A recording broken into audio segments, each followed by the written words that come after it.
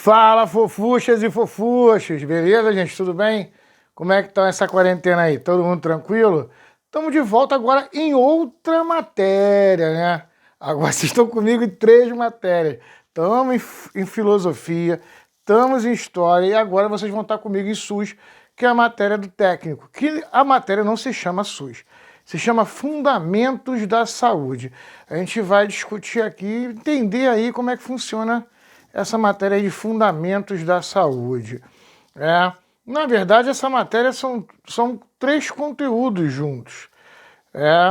Na primeira parte do conteúdo, a gente vai estudar história da saúde, vamos entender o que é a saúde, como a saúde surge, vamos entender o que é direitos humanos e cidadania, qual é a função do Estado em relação à saúde, toda essa estrutura aí de saúde pública, do que é saúde e o que é saúde pública, e a história da saúde pública no Brasil e no mundo, né? A gente vai dar essa visão aí nessa primeira parte da nossa matéria. Aí a gente vai ter uma prova, da prova para frente aí a gente começa a ver a saúde pública brasileira, Sistema Único de Saúde, vamos dar uma olhada na lei. Então, na verdade, eram duas matérias que o colégio juntou, transformou uma só. Facilita para a gente trabalhar, é o conteúdo, vocês vão ver que é segmento, um conteúdo dá segmento ao outro, e aí você tem uma apostila só para a gente trabalhar, fica muito mais simples, muito mais rápido a gente estar trabalhando esse conteúdo. Fica tranquilo que você não vai perder nada em relação ao conteúdo. Vamos aqui falar em relação à apostila. Lembrando aqui, você não pode confundir fundamentos da saúde com fundamento da enfermagem. Fundamento da enfermagem é aquela matéria que você vai aprender as técnicas. Aí você vai para o laboratório com o enfermeiro, é outra coisa. Tá? Vamos falar primeiro aqui sobre a nossa apostila. Eu preciso que vocês estejam com a apostila. Ah, André, você está ganhando dinheiro nisso aí. Não estou ganhando dinheiro nisso aí nada não, gente. Eu preciso...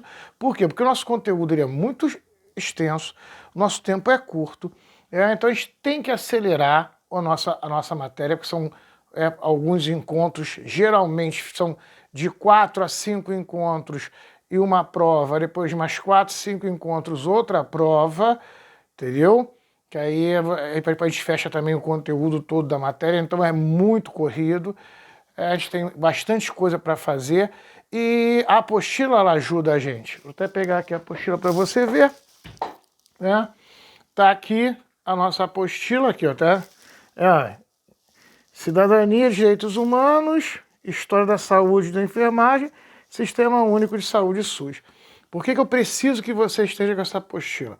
Primeiro que ela tem um conteúdo todo aqui, a gente não vai ficar copiando, eu vou ficar ditando, nem mandando folhinha com nada. Você já está com o conteúdo aqui para você já na íntegra. Segundo, porque ele já tem os exercícios. Então facilita para a gente, porque aí eu falo, gente, exercício da página tal, tal e tal, você vai fazer na outra semana, na próxima aula eu já vou vir corrigindo, já entrando no outro conteúdo. Acelera. E o terceiro, fundamental para a gente aqui. Aqui dentro tem um trecho da Constituição com as leis. Então é importante você ter um pedaço da lei aqui dentro. Eu vou ensinar vocês a como manusear a Constituição, aonde você encontra as leis de saúde, como você faz para manusear isso. É importante você compreender, então. Então, se for possível, já na próxima aula você está com a apostila, que aí a gente acelera aí. Eu peço a vocês que consigam com ela, não sei se vocês vão comprar, se já tem, a minha mãe estudou aqui, tem a apostila, eu vou usar dela, não tem problema. É importante que você tenha a apostila em mão. Vamos falar então agora das nossas notas. Como é a avaliação, André? Olha só, nós temos duas provas, a AV1 e a AV2, avaliação 1, avaliação 2. E como eu divido isso aí? Como é feito isso? Eu tenho 80 pontos, porque a gente fala 8, ou fala 80, eu estou botando 8, eu estou botando 80 ali, porque quando eu vou botar a prova de vocês, provavelmente a gente vai estar usando a prova de vocês ainda na plataforma, então eu vou estar colocando a prova no Google Classroom, então a gente vai estar fazendo a prova lá, e ele trabalha bem com essa pontuação de 80, 100, fica mais fácil no cálculo lá da máquina. E o que acontece? eu tenho 100, na primeira avaliação, eu tenho 100 pontos, ou 10, né? Tenho 100 pontos. Desses 100 pontos, 20 eu uso com trabalhos e 80 é a avaliação, a prova. Desses 20 pontos aí, eu faço 4 trabalhos valendo 5. Tá ali, ó, 4 trabalhos valendo 5 dá 20. 80 da prova, somou, deu 100. Aí a gente vai para o segundo conteúdo da parte de SUS. Mesma coisa, mais 4 trabalhos, cada um valendo 5 pontos, dá 20. E outra prova valendo 80. Deu 100 e 100. 100 e 100 juntou 200, dividido por 2, 100. A média do colégio é 60, ou 6, né? Se você quiser. Então, usar em 10 em vez de usar em 100, tá? Tranquilo até aí? Então a gente tem aí, ó, 8 trabalhos valendo 5 pontos ou meio ponto, para juntar e dar 4, e 2 avaliações, cada uma valendo 8 ou 80. Soma isso tudo, tem que dar 6 no mínimo, ou 60 no mínimo. Tranquilo até aí? Então a avaliação da gente aí, já percebeu aí, tá, faz os trabalhinhos, corre atrás, não dá mole, os trabalhinhos, corre atrás que a gente consegue. Vamos falar, a gente vai trabalhar com ciência. Vocês são meus alunos de filosofia, então muito mais fácil. A gente vai acelerar isso aí. A gente falou aqui na sala de filosofia, verdade e realidade. A verdade, cada um tem a sua realidade, é o fato físico. Só relembrando aqui, a ciência, agora sim, ciência, que é o que a gente vai trabalhar, que é a sua ferramenta. Você escolheu trabalhar com saúde. Então a sua ferramenta de trabalho, o mecânico, é a chave de fenda. Você é o enfermeiro, a sua ferramenta é o conhecimento científico na área de saúde. Tranquilo? Então a sua ferramenta é a ciência. Vamos entender qual é a sua ferramenta. Tranquilo? Então vamos lá. Ciência nada mais é do que você observar a natureza, o ser humano observando a natureza e percebendo que na nossa natureza ocorrem fenômenos e que esses fenômenos eles se repetem. Opa, se repetem, possuem um padrão. Se possui um padrão, eu tenho como anotar. Mas não basta só observar. Não basta só observar o fenômeno e anotar. Eu tenho que reproduzir ele fisicamente para provar que ele existe. Tranquilo até aí, gente? Foi que a gente falou do Isaac Newton. Isaac Newton jogou uma pedra para o alto, ela caiu. Ele percebe que existe uma lei da gravidade. Ele prova, não basta só olhar, ele tem que provar. Foi até aí, gente? Beleza?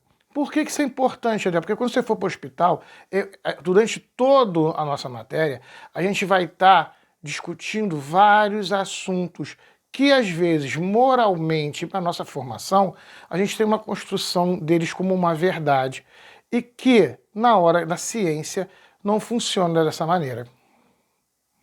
Entendeu? Então é complicado aí para a gente. É o que eu falo para os alunos. Aquilo que você acredita, aquilo que você tem como verdade, fica da porta do Rocha Faria para fora. Da porta do Rocha Faria para dentro, você é enfermeiro. E o seu cliente, paciente, espera de você conhecimentos técnicos científicos. Só isso. Pô, André, eu quero ajudar espiritualmente e tal, aquela coisa toda. Ótimo. Quando acabar o seu plantão, você volta para casa, tira o seu jaleco, pega seu alcorão, seja lá qual for o teu livro sagrado, você volta como missionário. Aceita quem quer. Se a gente não consegue separar isso, a gente não consegue trabalhar com ciência. Não consegue ter a ciência como ferramenta. Entendeu? Então, eu sei que é duro, às vezes é duro, mas a gente vai começar. Aos poucos a gente vai desconstruindo certos pensamentos para reconstruir outros, para a gente poder entender como ferramenta de trabalho. Tranquilo até aí, gente? Fomos. Beleza. Os maiores cientistas, aqueles que deram pontapé para tudo que a gente está trabalhando hoje, foram dois. Isaac Newton, com a lei da gravidade, que a gente acabou de falar, e Darwin. Isaac Newton é fundamental, porque quando ele descobre a lei da gravidade, ele consegue resolver o problema físico, que eles faziam cálculos, mas na hora de botar na prática, estava sempre errado. Porque faltava alguma coisa. Quando ele colocou lá a lei da gravidade, ficou perfeito. Ficou tão perfeito que a gente hoje consegue fazer máquinas. Daí surgiu a Revolução Industrial, baseada na física do Isaac Newton, a perfeição da física do Isaac Newton, né? Ele alcança um ponto que se pode fazer máquinas. Do outro lado, o lado biológico, a gente tem Darwin. Fundamental Darwin para a gente. Vocês vão trabalhar com biologia, ferramenta de vocês. O objeto em que vocês vão trabalhar, a ferramenta de vocês é ciência biológica e médica. E vocês vão usar ela num ser humano, que é um ser vivo, é um ser biológico. Então a gente tem que entender isso. O Darwin é fundamental, muito falado, muito discutido e pouco entendido. Então hoje a gente vai começar a fazer isso aí, porque é fundamental. Durante a nossa matéria toda a gente vai estar falando em Darwin. E você fala, mas você está falando, vai falar de SUS? Mas você vai ver que até na parte de leis, o Darwin é importante. Você vai perceber isso aqui. O Darwin tem duas teorias. Uma é a seleção natural e a outra o evolucionismo. As duas já foram provadas. Lembra que a gente falou de ciência? Não basta teorizar, não basta ver o fenômeno, eu tenho que reproduzir fisicamente esse fenômeno para provar. Tranquilo? Vamos lá, seleção natural, importantíssimo para a gente. A seleção natural, ela diz o seguinte, todo organismo vivo, ele tem características em comum. Darwin, observando, fazendo ciência, observando os organismos vivos, ele começa a classificar os organismos vivos e perceber características comuns a todos. Primeira característica, todo organismo vivo tem um ciclo de vida. Pode fazer o que você quiser, bater tambor, fazer o que você quiser, que você vai morrer. Porque todos os organismos vivos morrem. Porque eles têm um processo, nascimento, maturação, reprodução, envelhecimento e morte. Pode até aí tentar pular acelerar um processo do outro, ser cortado no meio do caminho porque você morreu antes, mas o processo é natural para todos os seres. Tranquilo? Ele percebeu isso, mas esse a gente não vai usar agora. Vamos ver a seleção natural. Ele diz o seguinte, todo organismo vivo ele tem que estar inserido dentro de um meio ambiente, dentro de um espaço que forneça as condições mínimas para esse organismo poder sobreviver. Ali no desenho, do lado de cá, eu coloquei o vírus da gripe, eu até esqueci de colocar o nome ali, vírus da gripe, e em que ambiente esse vírus da gripe ele se encontra? Dentro do corpo do porco. Então, o corpo do porco é um ambiente, um meio ambiente que fornece ao ser vivo, vírus da gripe, condições mínimas para sobreviver. Que condições mínimas são essas, André? Água, oxigênio, alimento e calor. Então, todo organismo vivo necessita estar inserido dentro de um ambiente que forneça as condições mínimas de sobrevivência na quantidade que ele necessita para sobreviver. Tranquilo até aí, gente? Foi? Beleza.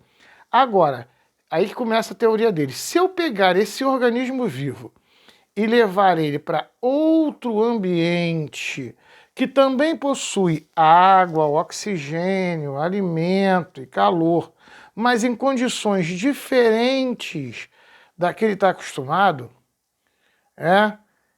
a maioria vai morrer. Exemplo ali, eu botei o corpo do ser humano, tá? Então, se eu levo o vírus da gripe do porco para o organismo humano, que também tem água, oxigênio, calor e alimento, mas em condições diferentes, a maioria vai morrer. O mais forte, aí vem o erro, não é mais forte de força, é mais forte de capacidade de se adaptar a novas condições de vida. Esses vão sofrer uma coisa que os X-Men chamam de mutação e vão virar uma nova espécie. Eu botei o exemplo dali pra gente, H1N1.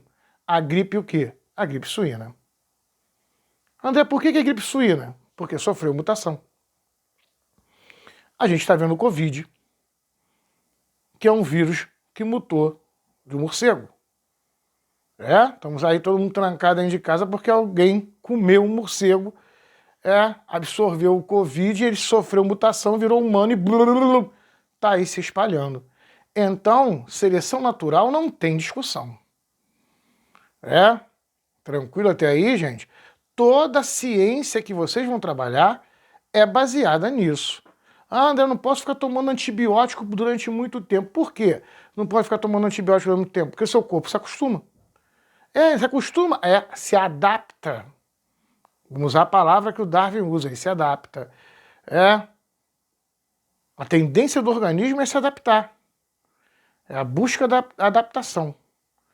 Entendeu? Então, a todo momento você vai ver isso.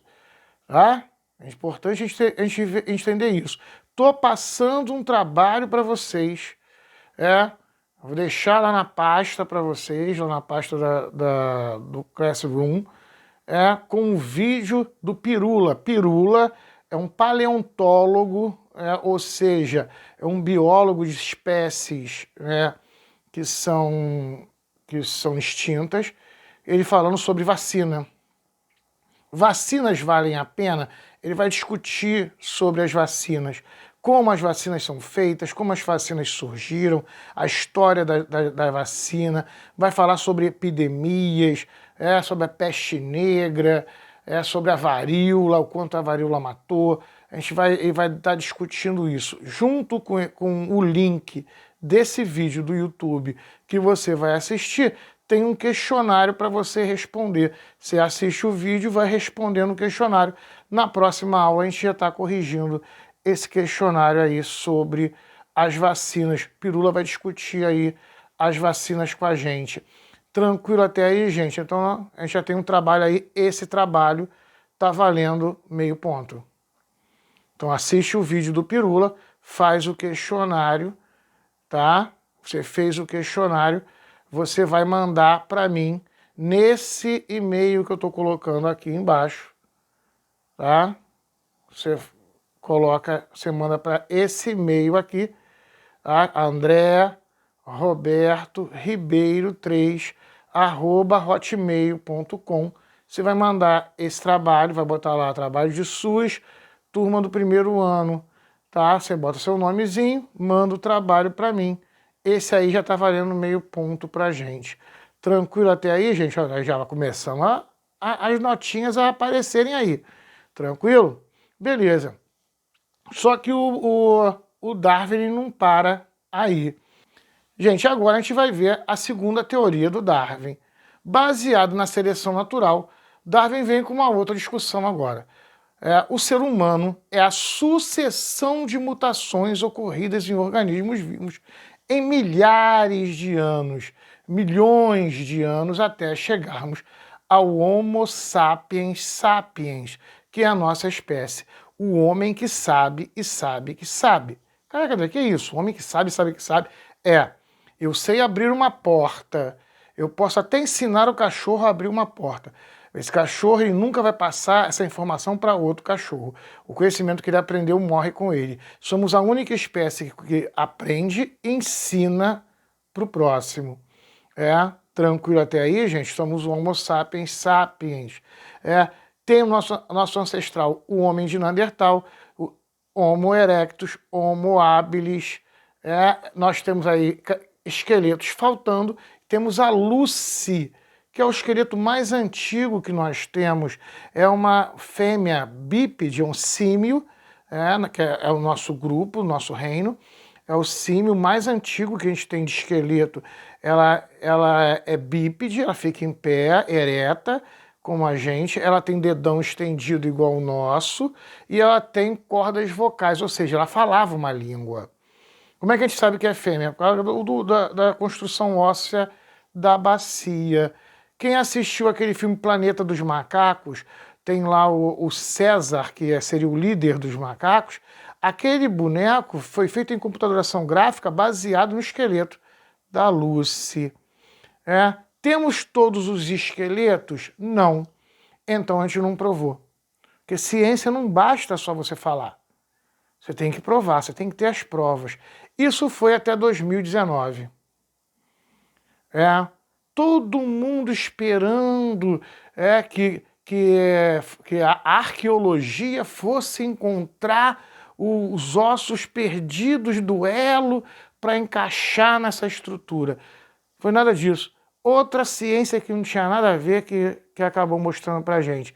Uma ciência chamada genética, projeto Genoma, projeto de mapeamento do código genético humano. É aquele mesmo teste que você faz para descobrir 100%, não, 100% não, 99,99% se o cara é pai ou não da criança. Esse exame genético, o genoma, foi o quê? Foi um projeto para a gente mapear o código genético humano. Só para vocês terem uma ideia do que a gente está falando, isso foi dividido em vários pedaços, o código genético humano, que é tão complexo, que foi dividido em vários pedaços, países no mundo, cada cientista no mundo recebeu um pedaço, descodificaram e em 2019 juntaram tudo e hoje a gente tem aí esse código genético humano descodificado. Tranquilo? E a gente hoje conseguiu entender da onde surgiu a nossa espécie. A nossa espécie é o cruzamento do Neandertal com o Homo erectus. Essas duas espécies cruzaram e nasceu a nossa. André, para que isso serve? Só para vocês terem uma ideia do que a gente está falando, hoje a gente já estuda vírus e parasitas e doenças genéticas que davam no Neandertal e no Erectus, e estamos tentando entender como essas doenças mutaram e viraram doença do Homo sapiens sapiens. Ou seja, a gente já está estudando doenças da espécie antes da gente para entender como elas viraram as doenças de hoje. Só você ter uma ideia do que a gente está falando, a que ponto a gente chegou. Eu dou alguns exemplos na sala de aula, inclusive aí do chinês, há bem pouco tempo, que agora sumiu da internet, mas se você procurar, você vai achar lá.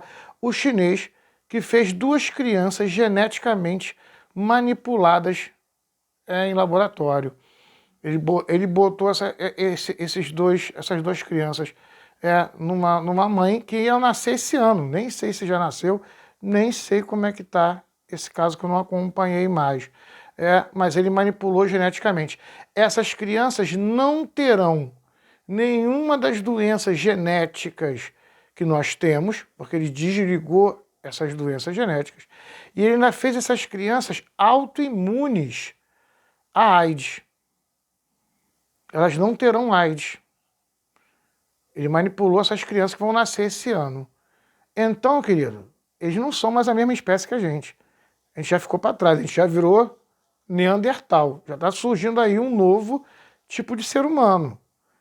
Então, discutir isso hoje já não é.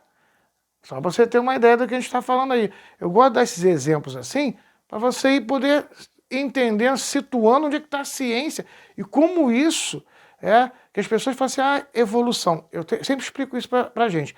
Galera, evolução é adaptação e sobrevivência.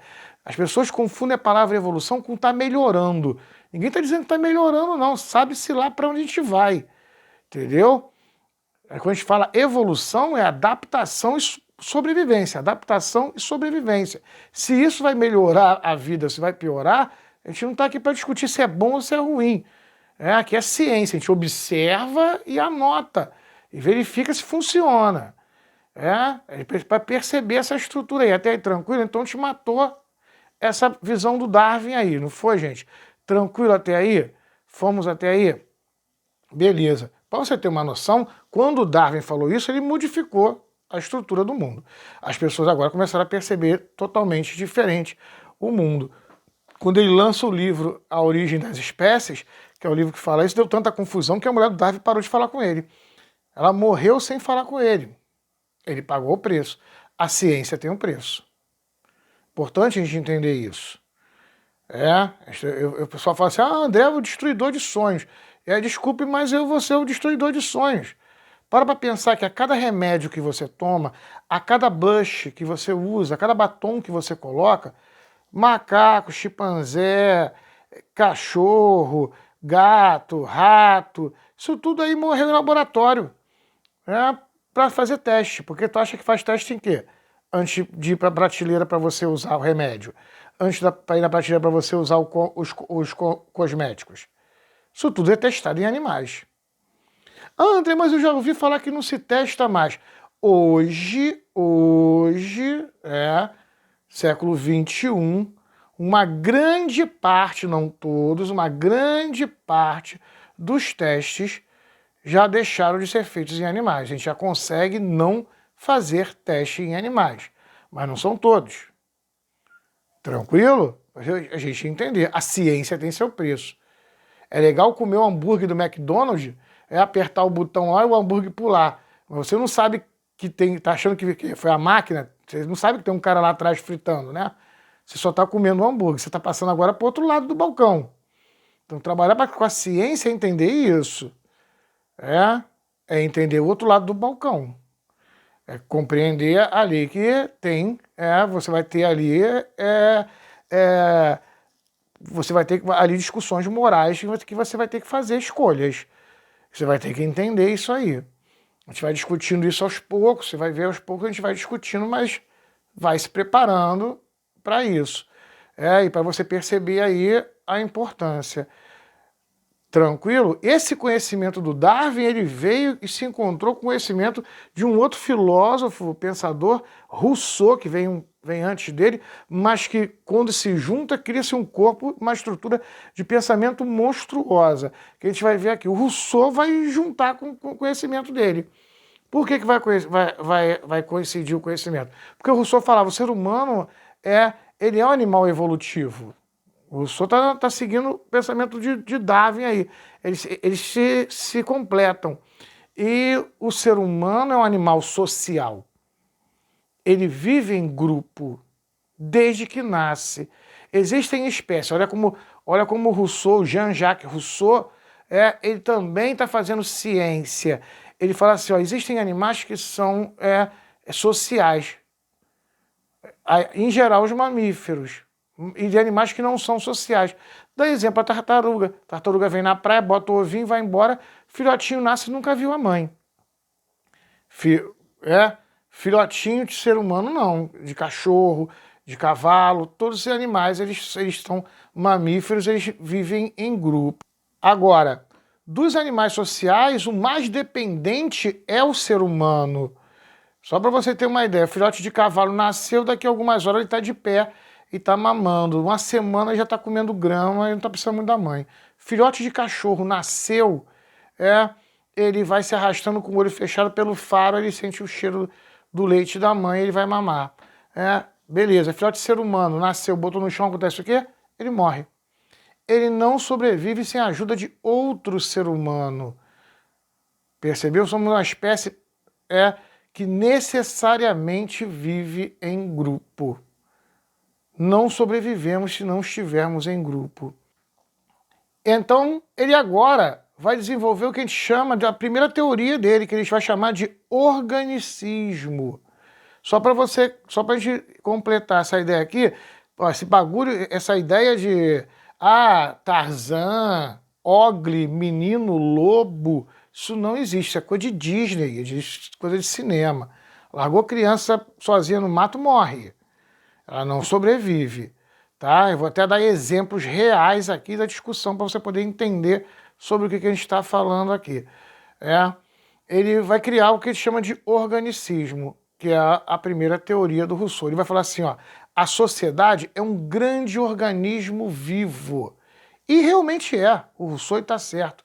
Se você pegar um helicóptero e olhar a sociedade de cima, parece um formigueiro, aquele monte de gente andando e seguindo para tudo quanto é lugar diferente, que você não consegue entender qual é a lógica daquele monte de organismo vivo se mexendo ali. É como se você estivesse pegando um microscópio e olhando as células que estão ali se mexendo. Entendeu a análise aí do Rousseau? Então ele fala, a sociedade é um grande organismo vivo. E a célula desse organismo vivo é a família. Por que, André, a família é a célula do organismo vivo? Porque é a família que estrutura o indivíduo dentro da sua sociedade. É a família que ensina ele a andar, ele não anda sozinho, ele não aprende a andar sozinho sem ter outro ser humano andando para ele ver e copiar. Ele não vai aprender a falar. Então, a célula familiar, a família ensina o ser humano a andar, a se alimentar, a falar a língua do grupo, as crenças do grupo, a cultura do grupo. Então você nunca teria Tarzan andando ereto e falando aquele português todo errado, macarrônico, dentro da mata, se ele nunca teve contato com o ser humano. Ele estaria andando de quatro, igual os macacos. Ele estaria com a coluna toda torta, porque ele nunca andaria ereto, ele nunca viu um ser humano. Tranquilo? E como é que ele ia falar uma língua qualquer se os animais não ensinaram a ele? Percebeu? Só estou jogando isso aqui para você perceber que isso não cola. Isso aí é fantasia. Então você aprende isso tudo, porque você está em casa agora.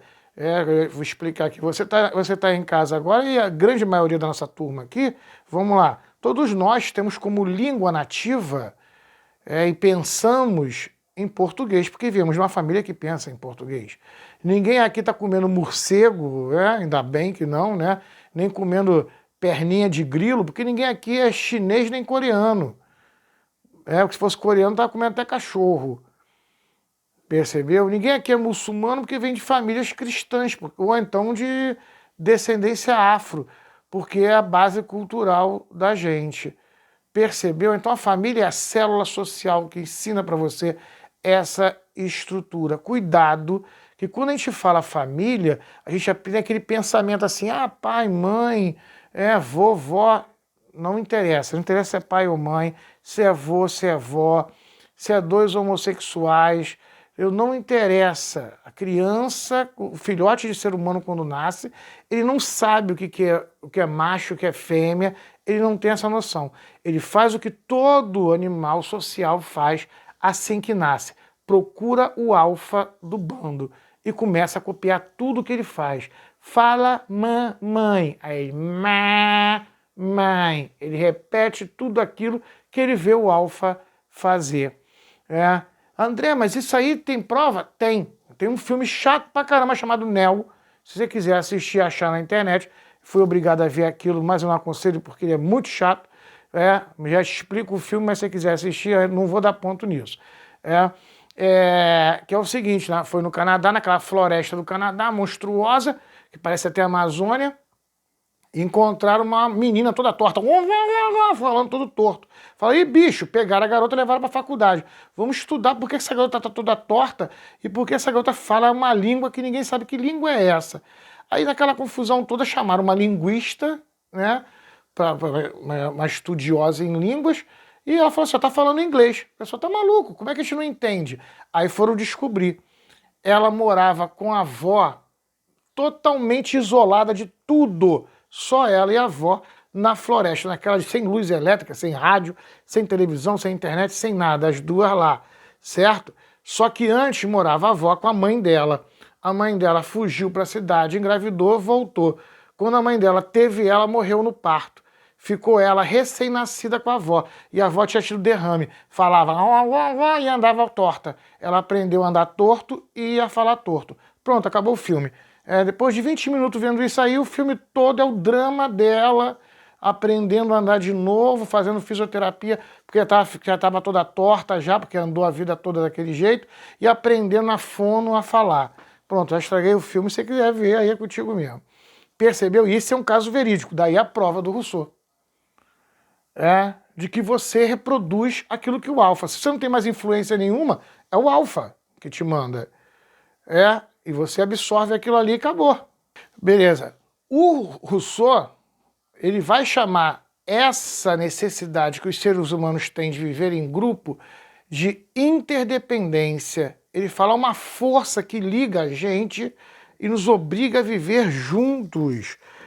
Essa força é chamada interdependência.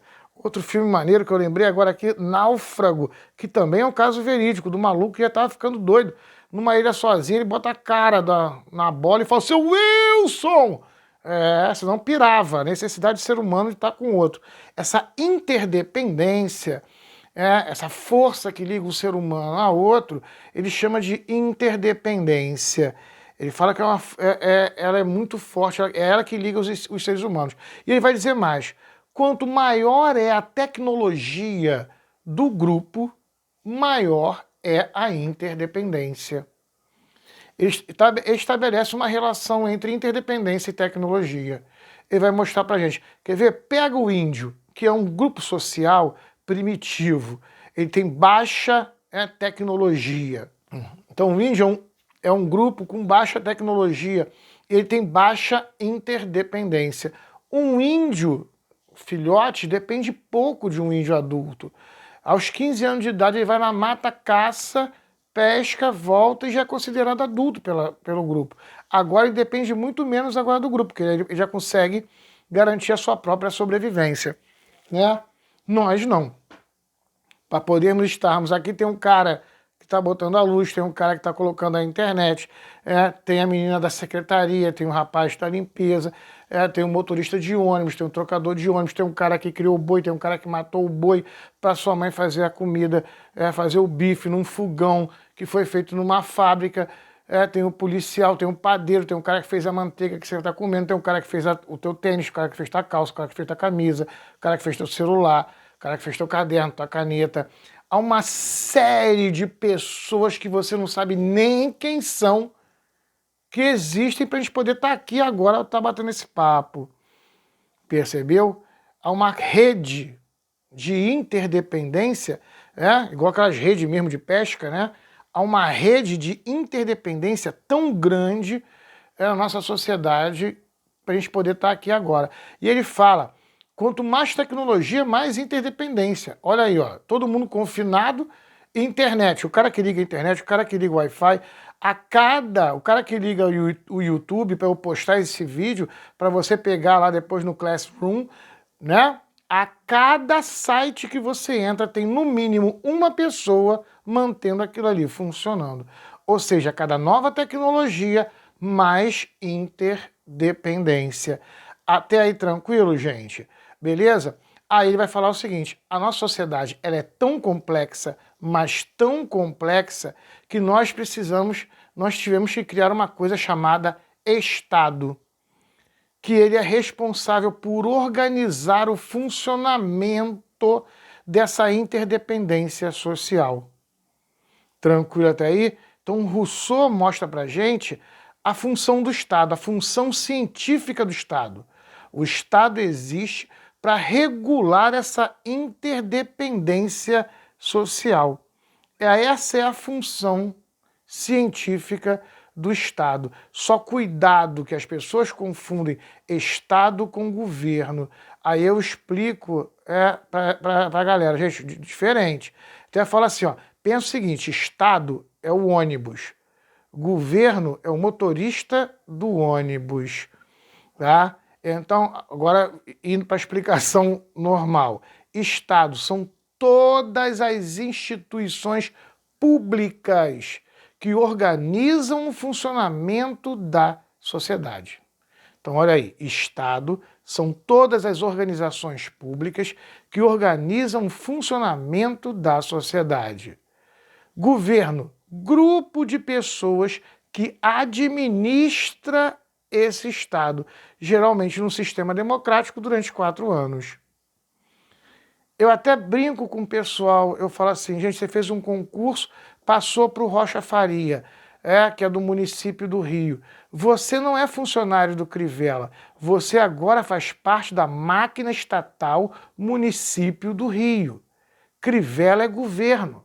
Ele entra, fica 4 anos, sai, entra outro, fica 4 anos, sai, entra outro, fica 4 anos, sai, sucessivamente. Governos trocam, o Estado fica, a máquina estatal. É sobre a máquina estatal que a gente vai estar falando. A nossa matéria trata sobre ela. E de vez em quando a gente vai exemplificar alguns governos para você entender ações governamentais em relação ao Estado. Mas a nossa função não é discutir governo. A nossa função é discutir Estado. Qual é a função do Estado? Tranquilo até aí, gente? Tá dando para acompanhar isso? Beleza? Então vamos lá. O Rousseau vai dizer o seguinte, o Estado ele tem como função principal garantir o funcionamento da máquina social, que não falte nenhum profissional, nenhuma engrenagem na máquina social.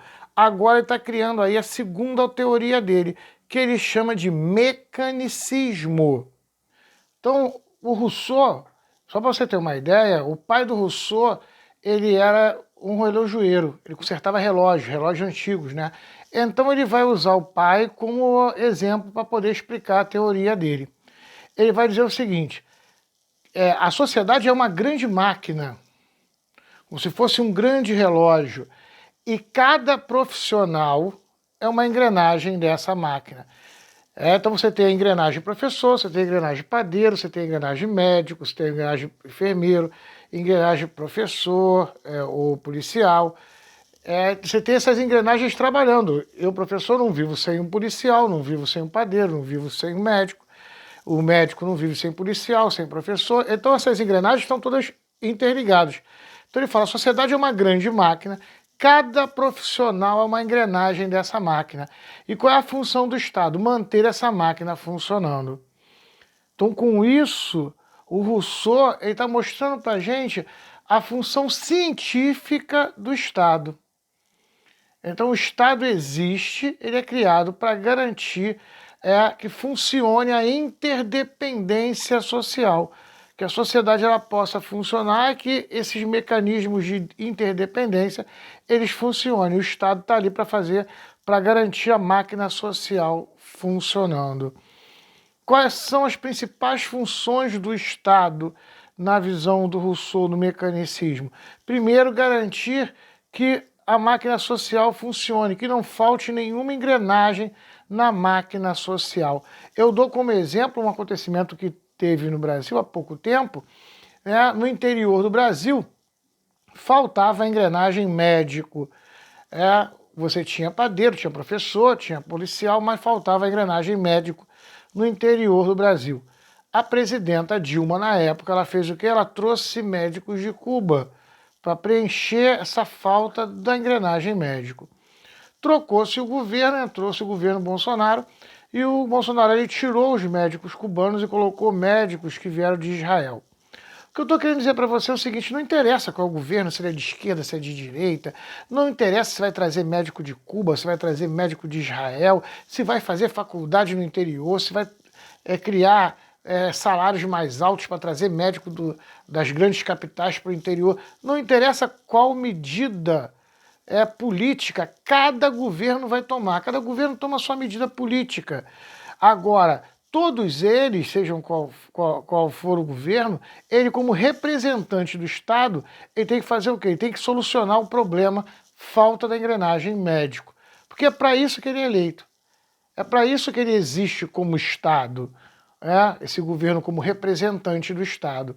Então você entendeu a nossa matéria ela discute o Estado, ela não discute o governo. A gente deu exemplo aqui de modelos de governo que tomaram atitudes diferentes, mas a gente não vai discutir as atitudes do governo. A gente vai entender que a função do Estado é garantir que não falte nenhuma engrenagem dentro da sociedade. Essa é a primeira função. Segunda função, garantir as condições mínimas de sobrevivência. Vamos voltar naquele desenho que a gente viu lá atrás, da seleção natural. Todo organismo vivo ele tem que estar dentro do ambiente que garanta as condições mínimas de sobrevivência para ele. Que a gente falou água, oxigênio, alimento, água, oxigênio, alimento, calor, não foi isso? Então, nós somos organismos vivos e vivemos dentro do meio ambiente. Só que nós modificamos tanto o nosso meio ambiente, o nosso meio ambiente é tão artificial que a gente não consegue mais sobreviver nele de maneira natural, como o índio sobrevive. Ninguém vai sair de casa agora para matar um javali para comer, porque não vai achar um javali. Nem vai beber água no rio, porque os rios estão todos poluídos. Então o que acontece? Como o meio ambiente ele é artificial e não dá para viver nele de maneira natural, o Estado tem que criar condições para que você possa sobreviver nesse meio ambiente que é artificial. Então, então vamos entender isso. Se você não vai caçar, está com fome e não vai caçar para comer, para você comer você precisa de quê? Dinheiro. E para ter dinheiro você precisa de trabalho. Então a primeira função do Estado aí é garantir oferta de emprego. Deve existir emprego para que todos os brasileiros possam arrumar um emprego, trabalhar, ganhar dinheiro para poder sobreviver. Então a primeira função é a garantia de oferta de emprego. Beleza, André, existe oferta de emprego, mas eu sou analfabeto, eu não consigo arrumar emprego. Segunda função do Estado, garantir ensino fundamental. Aí agora você entende por que se chama fundamental. É fundamental que todo brasileiro tenha, no mínimo, até a 9ª série. Que tendo, no mínimo, até a 9ª série, ele consegue arrumar um emprego horroroso e com isso garantir a sua sobrevivência. Não, André, eu não quero arrumar um emprego horroroso, quero ganhar legal, quero ter um conforto. Bem-vindo ao mundo de Darwin, sobrevive mais forte. Daí você não está em casa agora de bobeira, está aqui assistindo a nossa aula, está fazendo o teu curso de enfermagem, está fazendo o seu ensino médio, para quê? Para se qualificar, para quando você for para o mercado de trabalho você não ser a presa, você ser o predador, né? O nosso mundo é muito darwiniano, a gente às vezes nem que percebe isso. Tranquilo até aí, gente? Então, olha só, o Estado aí tem que fornecer oferta de emprego, ensino fundamental. Agora vem o mais importante. E o porquê estamos estudando isso? Beleza, André, existe oferta de emprego, eu estou estudando, fazendo meu ensino médio e meu técnico, só que aonde eu vivo não tem água tratada, não tem esgoto canalizado, eu não recebo vacina, não tem coleta de lixo, não tem saneamento básico, eu fico doente toda hora e eu não consigo trabalhar para sobreviver. Terceiro fator fundamental do Estado e que é importantíssimo para a gente agora.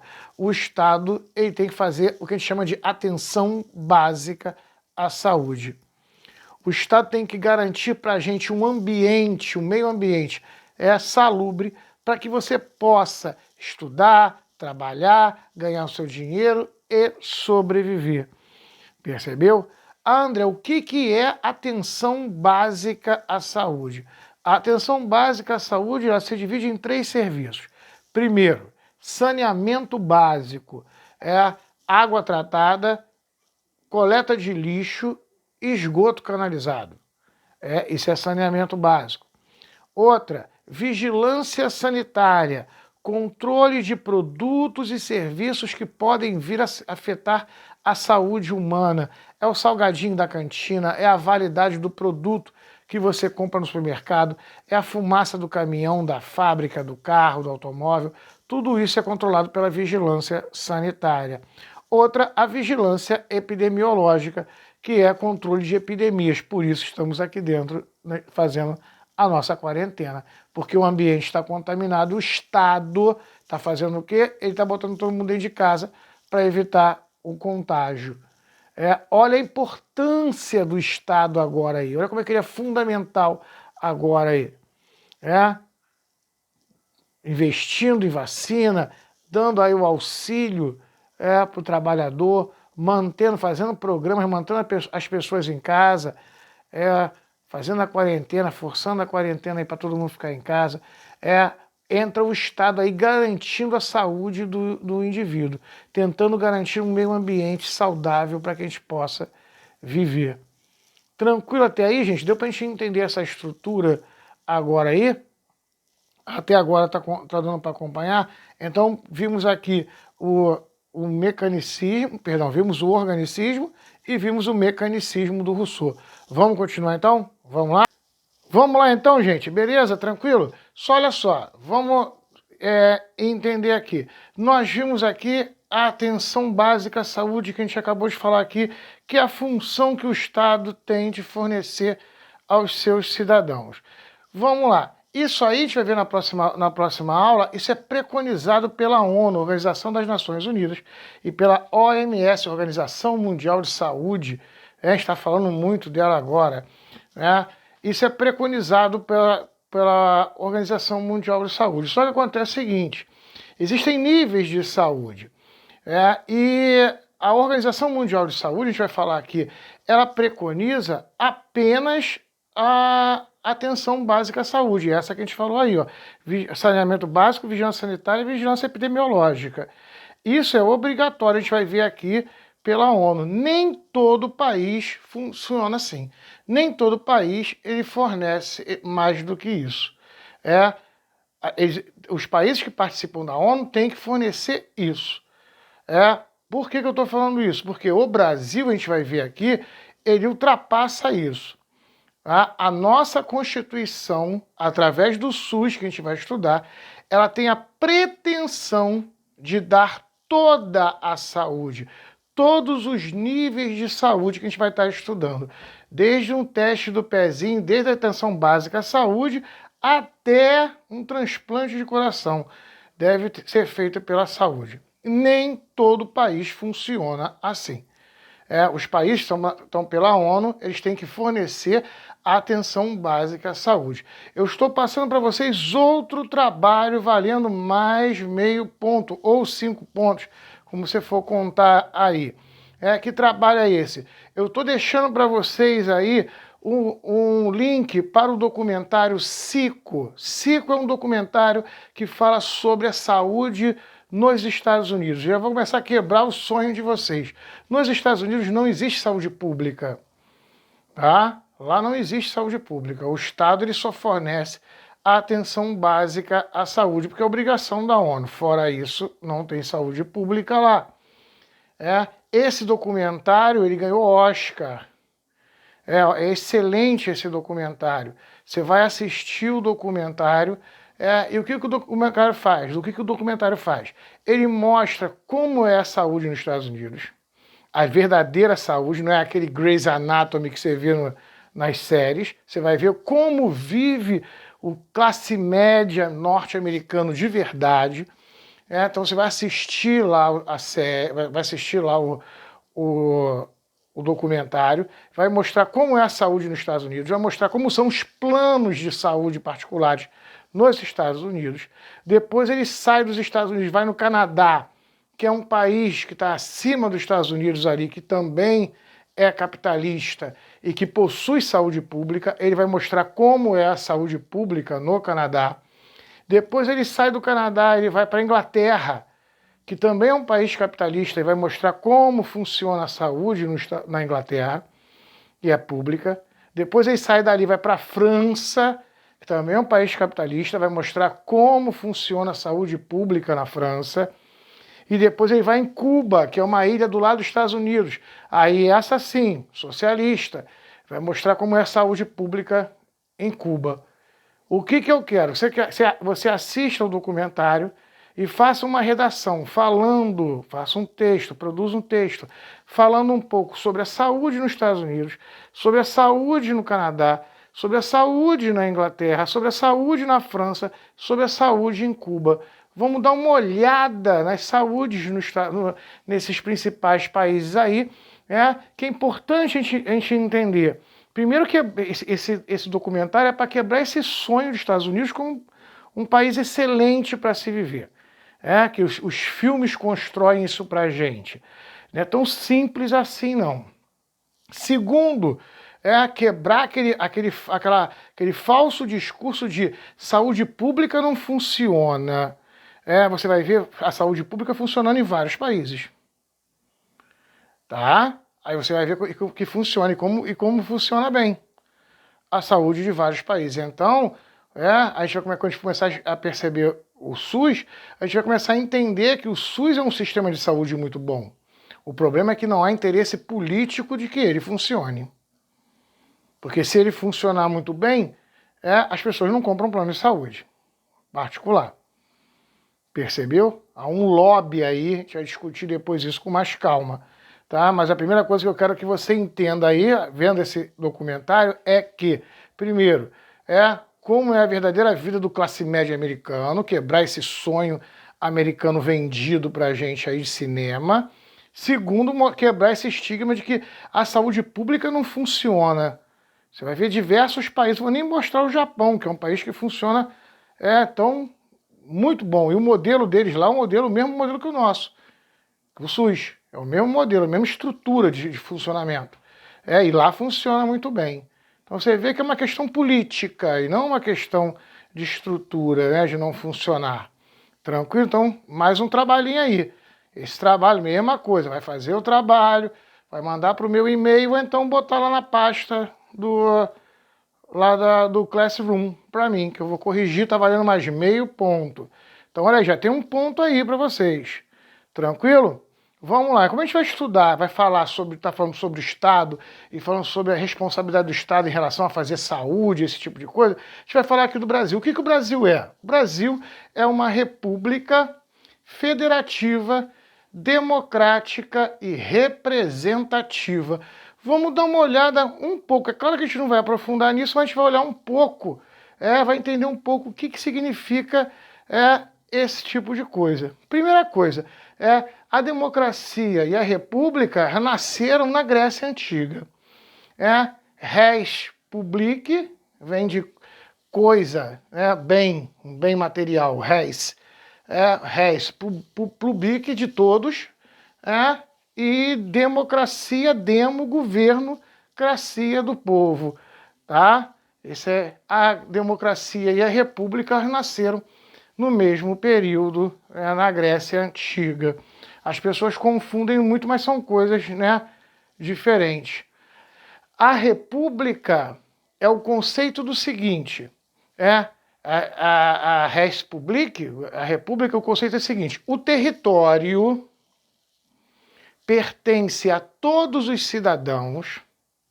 Então, o que é a república? O território pertence a todos os cidadãos e nós escolhemos representantes que vão administrar esse território. É como se o Brasil fosse um grande condomínio e o nosso presidente fosse o síndico desse condomínio. Então a ideia de república é essa. O território pertence a todos os cidadãos e o Estado é responsável por administrar esse território. Desde a Grécia Antiga, esse modelo é o mesmo. Tá? Ele vem como o mesmo até hoje. A única coisa que mudou não foi o conceito, foi o que mudou o conceito de cidadão. Isso é importante você entender. Cidadão na Grécia Antiga, homem maior de 21 anos, nascido na Grécia, donos de terra e livres, os patrícios. Eram meia dúzia, a gente estava vendo em Roma lá, viu, no Império Romano, só você lembrar aí que você vai perceber como funciona. Era tão pouco o número de cidadãos, que aí mulheres, estrangeiros, escravos, pessoas que não tinham terra, era tão pouco o número de pessoas que não eram cidadãos, que o número de cidadãos era tão pequeno que cabia dentro de uma praça chamada Ágora. Todo mundo ia para lá, eles votavam as leis e criavam as próprias leis. Tá? Aí vem o termo democracia. Demo, povo, cracia, governo. Governo do povo. O povo decide como será administrado pelo Estado. Tá? Então você tem a democracia direta, que essa existiu na Grécia, que cidadão era meia dúzia de candango, que eram os patrícios, era direta. A nossa hoje não, ela é representativa. Hoje, sufrágio universal, todos os brasileiros são cidadãos, têm direito a voto. Então, na verdade, nós fazemos o quê? De 4 em 4 anos, elegemos representantes, deputados, vereadores, senadores, governadores, prefeitos, presidentes, para criarem as leis e administrarem o Estado. Então a gente vive uma democracia representativa, porque de 4 em 4 anos elegemos representantes que farão as leis. Isso é importante você gravar isso aqui agora, porque quando a gente chegar lá no SUS, que a gente vai falar sobre conferência de saúde e tal e tudo mais, eu vou falar, as conferências de saúde são representativas. Aí você vai entender, de 4 em 4 anos elegemos representantes para as conferências. Então, para você entender aqui o que é uma representatividade. Então, a democracia brasileira era representativa. República, nós temos uma federação e confederação. O Brasil é uma federação. O Brasil é uma república federativa. Só que a nossa federação é às avessas, como eu botei aqui, ó. É o contrário, ela está errada. Então, primeiro eu vou explicar o modelo certo, vou dar o exemplo do modelo clássico norte-americano, depois vou explicar o Brasil, que é o modelo às avessas. Primeiro vamos entender o certo para depois entender o errado, senão fica difícil. Vamos lá para você poder compreender. Os Estados Unidos, como é que ele nasce? Ingleses protestantes fugindo da perseguição da rainha Elizabeth, que a gente vai estudar isso, fugiram para a América e montaram 13 colônias naquele idealzinho assim, ó, tem um prefeito, tem uma forca, tem um xerife com uma delegacia lá.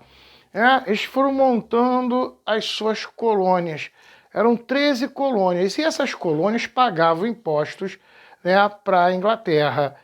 E eles viviam assim, faziam suas leis ali e deviam impostos para a Inglaterra. Até um dia que eles resolveram não continuar fazendo parte da Inglaterra. Eles vão declarar guerra, vão se separar e vão montar um país. O nome do país já diz o que eles são, Estados Unidos. Os estados se uniram e separaram da Inglaterra para montar um país. Mas aí vem a confusão.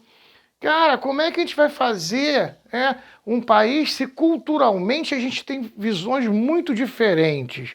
Até hoje, se você olhar o protestante brasileiro, você vai perceber que tem protestante que bota um brinco, vai de biquíni na praia, toma um vinho, tem protestante que não corta cabelo, não raspa sovaco, bota aquela roupa azul até o chão.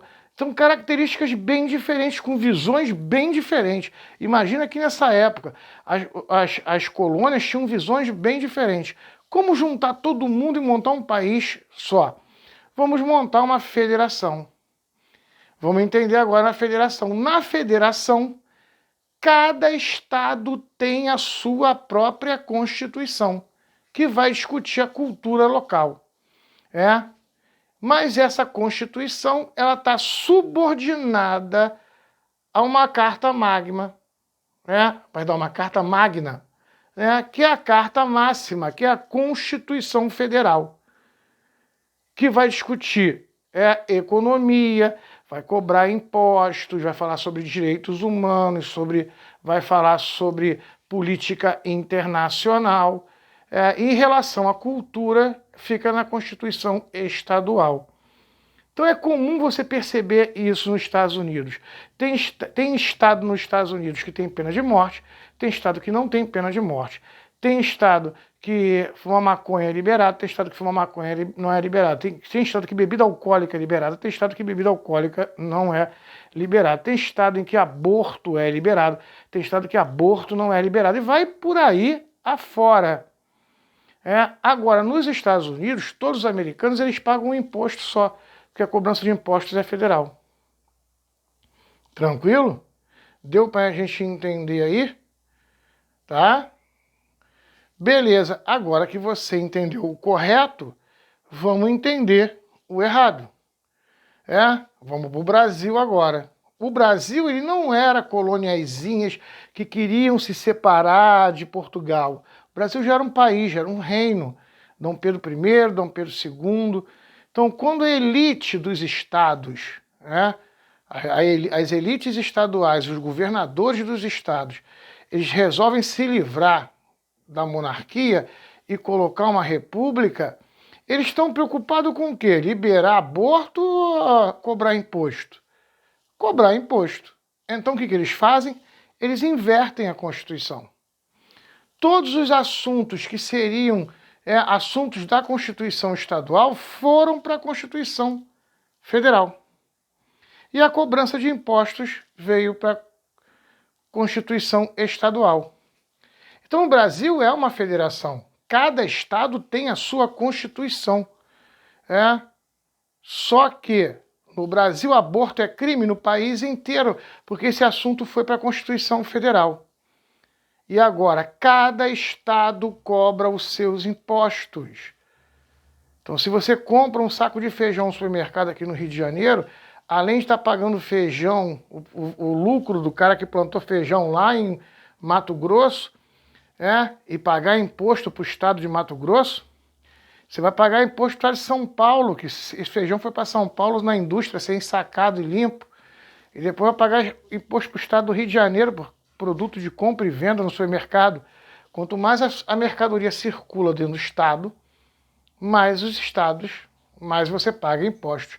Daí o Brasil sendo um dos países que mais se paga impostos no mundo. Outra coisa importantíssima para você entender agora é a discussão entre governo federal agora e os estados. Onde os estados, tendo suas próprias constituições, alguns, como Rio de Janeiro, São Paulo, alguns estados fizeram o quê? Eles fizeram a quarentena, eles fecharam. Por mais que você tenha um presidente que não concorda, mas ele não pode se intrometer, porque isso faz parte da Constituição estadual. O governo do estado ele tem autonomia para isso. Numa federação ele tem essa autonomia. Agora você entende o que a gente está passando. O porquê que o estado está fazendo e o governo federal ele não pode se intrometer. Porque o governo estadual ele é autônomo, ele tem a Constituição dele. Se a população está em perigo, o governador do estado ele tem direito de sacar, de fazer isso. Entendeu? Cada estado é autônomo para fazer o que ele acha que tem que ser feito.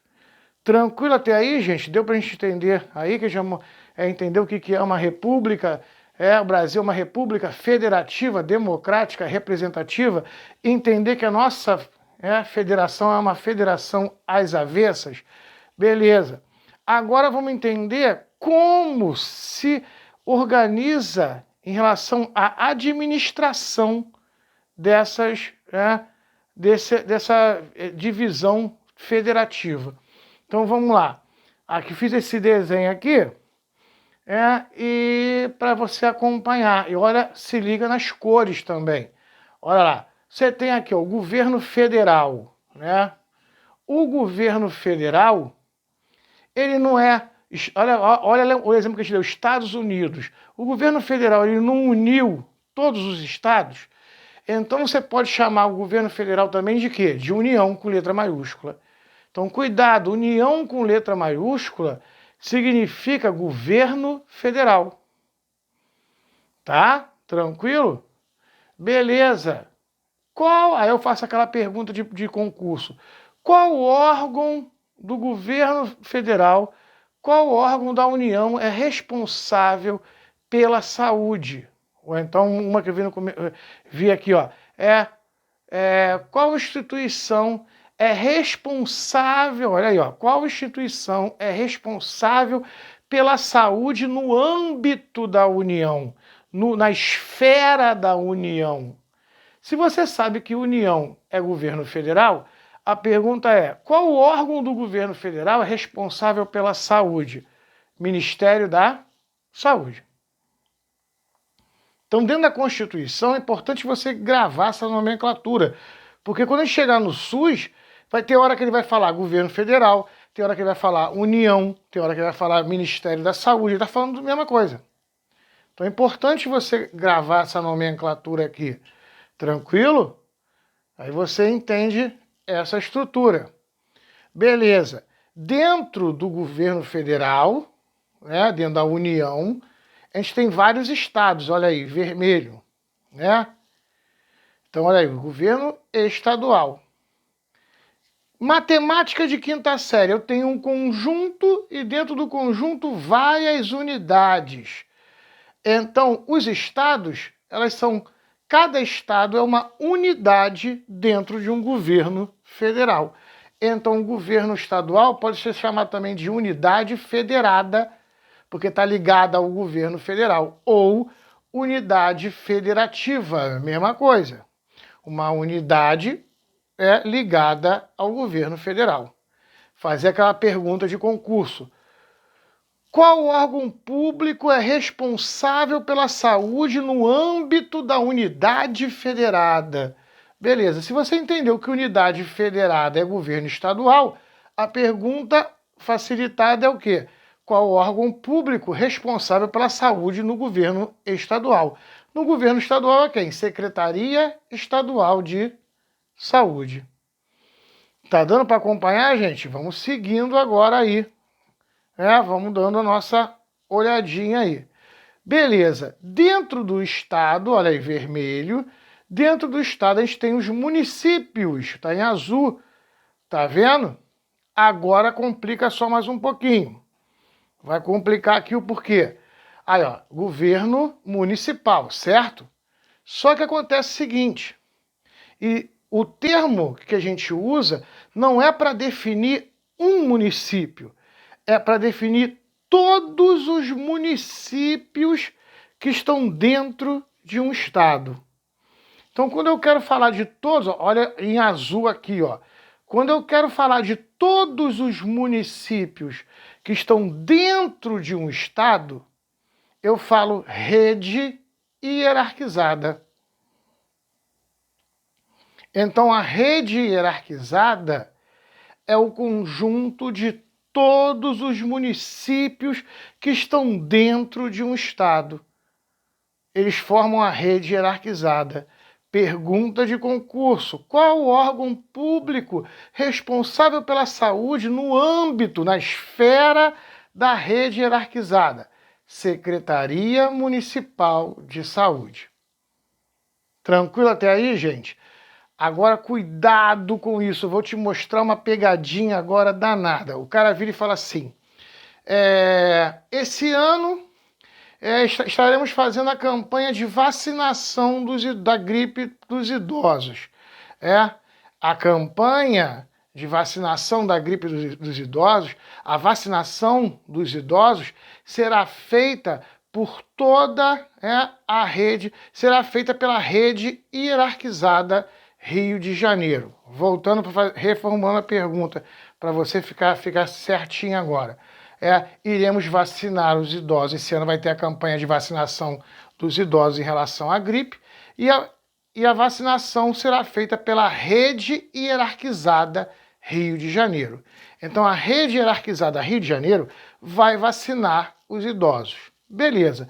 Você entendeu isso? A pergunta que eu te faço é, entendendo que a rede hierarquizada Rio de Janeiro vai vacinar os idosos, eu pergunto para você, quem vai vacinar os idosos? A Secretaria Estadual de Saúde do Rio de Janeiro? Letra A. Letra B. A Secretaria Municipal de Saúde do Rio de Janeiro? Ou letra C. Todas as secretarias municipais de saúde que estão dentro do estado do Rio de Janeiro? Quem respondeu a C está certa.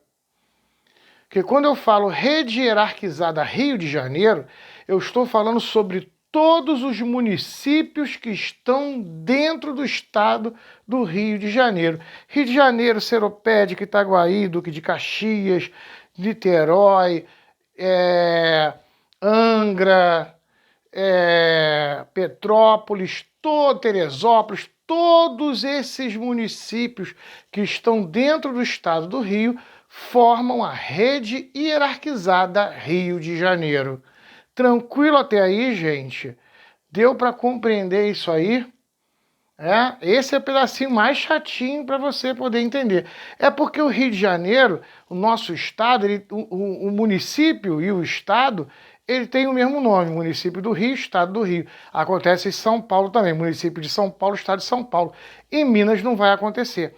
Se eu virar para você e falar assim, quem vai vacinar os idosos na rede hierarquizada Minas Gerais, você vai falar todos os municípios que estão dentro do estado de Minas Gerais, porque não tem município Minas. Percebeu? Essa pegadinha acontece no Rio de Janeiro e São Paulo, porque município e estado têm o mesmo nome.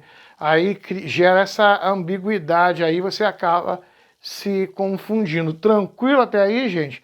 Tá dando para acompanhar? Então, beleza. Você entendeu aí as 3 esferas de poder do modelo clássico de federação. As federações todas têm essas 3 esferas de poder. Esfera federal, esfera estadual, esfera municipal. Tranquilo? Beleza. Só que aqui no Brasil, a nossa lei diz o seguinte, alguns municípios, aqui eu botei, não é obrigatório, alguns municípios que são muito grandes, exemplo, município do Rio de Janeiro, Campo Grande é um bairro, tem município que não tem o tamanho da gente. Alguns municípios poderão, não é obrigado, poderão se subdividir em subprefeituras. Tranquilo até aí? Beleza. Se existe uma subprefeitura, existe uma subsecretaria municipal de saúde. Né? Você viu que tem uma prefeitura e tem uma secretaria municipal de saúde. É um governo municipal, secretaria municipal de saúde. Se tem uma subprefeitura, tem uma subsecretaria municipal de saúde. Tranquilo até aí? Só para você entender, na área da saúde, a gente não chama de subprefeitura, a gente chama de distrito sanitário, que é a mesma coisa. Distrito sanitário e subprefeitura são a mesma coisa, só que a gente usa distrito sanitário quando está se relacionando à saúde. Vou dar um exemplo para vocês. Campo Grande. Campo Grande é um distrito sanitário, é uma subprefeitura. Existe a subprefeitura ou distrito sanitário Campo Grande. Cuidado! Porque o distrito sanitário Campo Grande ou subprefeitura Campo Grande não é só o bairro de Campo Grande, tá? É bairros menores também. Por que, André? Porque eles botam sempre o nome do bairro maior, daquele bairro que tem a estrutura maior, porque a gente tem hospital, a gente tem delegacia, a gente tem corpo de bombeiro, a gente tem uma estrutura maior. Mas quando eu falo subprefeitura Campo Grande ou distrito sanitário Campo Grande, eu estou falando de Campo Grande, eu estou falando de Rio da Prata, eu estou falando de Mendanha, eu estou falando de Uaíba, eu estou falando de Pedra, eu estou falando de Ilha, eu estou falando de Barra de Guaratiba. Tudo isso aí é Distrito Sanitário Campo Grande ou Subprefeitura Campo Grande. Quer saber qual é a sua subprefeitura ou qual é o seu distrito sanitário? É simples. Na hora que você tem que resolver alguma coisa de prefeitura, você vai para qual regional? Vai para a regional de Campo Grande? Vai para a regional de Itaguaí ou vai Itaguaí. Aí. Vai para a regional de Campo Grande, vai para a regional de Santa Cruz ou vai para a regional de Bangu? Porque são 3 subprefeituras diferentes, 3 distritos sanitários diferentes. Então você já percebeu aí, você consegue entender. Aqui na subprefeitura Campo Grande, ou seja, no distrito sanitário Campo Grande, o centro é a regional Campo Grande, a parte administrativa, e na saúde, o posto de saúde Belisário Pena. Entendeu? Sacou? André, para que serve esse tipo de coisa? Você vai entender agora. A Prefeitura do Rio de Janeiro percebeu que existem alguns distritos sanitários que possuem uma grande concentração de idosos. Os 2 maiores do Rio, Copacabana e Campo Grande. São os distritos sanitários que possuem a maior concentração de idosos no município do Rio. Então, em vez de gastar dinheiro fazendo um programa para idoso, para colocar no Rio de Janeiro inteiro, em bairros que quase não tem idosos, eles criaram um programa chamado Felicidade, onde tem todo um programa para idoso e eles colocam nesses distritos sanitários que possuem uma grande concentração de idosos. Então, em Bangu não tem o programa Felicidade. Em Bangu tem o programa Minha Primeira Gestação, porque lá tem uma grande concentração de adolescentes grávidas. Percebeu? Então você consegue, pela sua população, criar programas de saúde que sejam específicos para cada grupo em cada região. Tranquilo até aí, gente? Fechamos isso aqui, então? Foi? Beleza, gente. Hoje foi uma tirada grande. As nossas aulas são um pouquinho grandes realmente, mas são poucas. A gente tem que fechar o conteúdo todo. Olha só, eu estou deixando junto lá um exercício, uma folha de exercício, para vocês fazerem sobre o conteúdo de hoje. Na próxima aula a gente vai estar corrigindo. Então, olha aí, ó, o que eu deixei para vocês aí, né? Porque eu estou deixando para vocês lá no Classroom.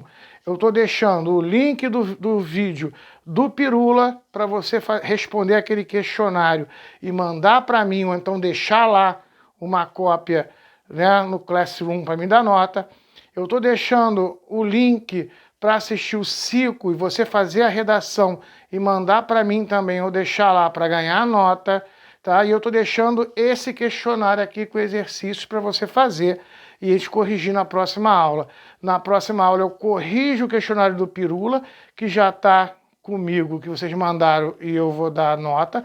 Então tem que me entregar até a semana que vem, até a próxima aula, até segunda, a outra segunda, para poder ganhar a nota. E vamos corrigir, e vou corrigir também esse questionário aqui que eu estou deixando. Fechamos aí, gente. Desculpa a brincadeira, muita saúde para vocês, espero que esteja todo mundo bem em casa, com muita saúde. Pega a apostilinha de vocês, muita atenção, queria agradecer a atenção de vocês aí, muito sucesso, muita saúde, semana que vem está aí, gente. Beijo, fui!